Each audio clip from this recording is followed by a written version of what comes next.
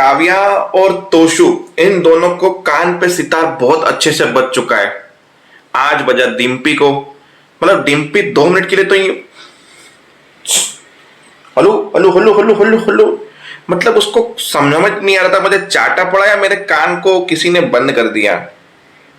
Hello, मतलब literally वो scene देख के मेरे मुंह से निकला वाह अनुपमा वाह, मजा आ गई। फिर डिम्पी ने समर बोला कि माँ इससे सिर्फ 1% ही मिली है, तुझे 101 मिलेगी अगर बीच में बोला है तो बोल चाहिए।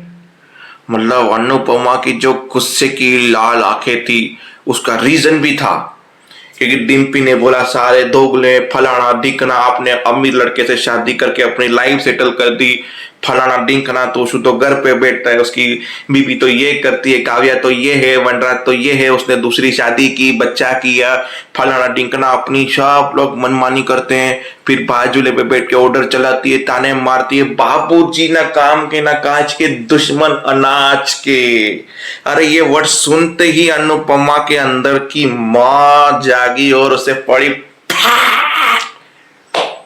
मजा आ गई, कसम से मजा आ गई आज के एपिसोड में। इसको ये नहीं बोलना चाहिए था बाबूजी के बारे में, बाबूजी पे आई तो अनुपमा ने बोला अगर मेरे बाबूजी और मेरे पति पे आती है ना तो ऐसे सितार में बारिश की तरह बरसाती रहती हूँ। दोबारा कभी भी मुझसे बात करनी हो तो मुझसे बात करना, मेरे माँ बाप पे और मेरे पति पे आने की कोशिश मत करना।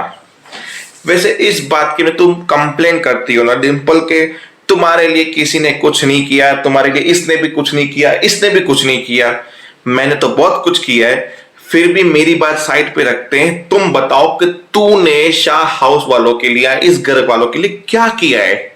समर जरा तुम ही बता दो। समर चुप हो गया। मतलब समर भी जानता है कि डिम्पल ने आज तक इस घर के लिए कुछ किया नहीं है, कुछ उखाड़ा नहीं है। किंजल तुमसे अमीर है, तुमसे बड़े खानदान से आती है, फिर भी इतना घमंड तो उसमें भी नहीं है जितना तुम दिखा रही हो। अब अनुपमा ने ये बात भी सही कही और वहां पे चलते हैं कपड़िया हाउस में, जहां पाखी और ये लोग काम कर रहे हैं अच्छे से, जहां पे अनुज बोला तुम्हारा काम देख के तुम्हें अकाउंट डिपार्टमेंट में नहीं सेल्स डिपार्टमेंट में डालने की कोशिश करना चाहता हूं मैं। तो वहां पे अधिक और हमारी बरखा भड़क रहे हैं कि पाकिया कुछ करना पड़ेगा वरना ये अनुपमा तो छोड़ो, पाकि हमारा जीना हराम कर देगी।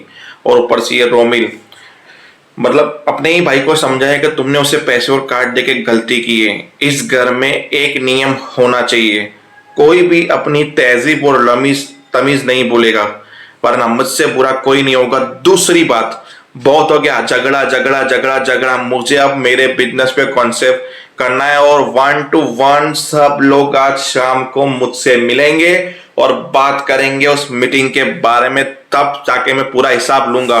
अब बहुत हो गया ये सब कुछ, सब के सब 1 to 1 मुझे आके ऑफिस में मिलो और सब के सब हिसाब किताब चाहिए मुझे। वहां पे सबके होश उड़ गए भाई साहब, कसम से। तो देखते हैं आगे होता है क्या। बाकी तो सस्पेंस में हमारी ये जो डिम्पी है बदतमीज आज के एपिसोड में बोल दिया हम ये घर छोड़ के नहीं जाएंगे, ये घर जितना सबका है हमारा है, कोई बाहर वाला आके हमें इस घर से नहीं निकाल सकता। बोला हम नहीं जाएंगे, अगर जाएंगे तो इस घर से हिस्सा लेके जाएंगे। सब लोग भाई हिस्से की बात क्यों कर रही है, बड़ा पूरा परिवार है, हिस्से कभी नहीं होते घर के।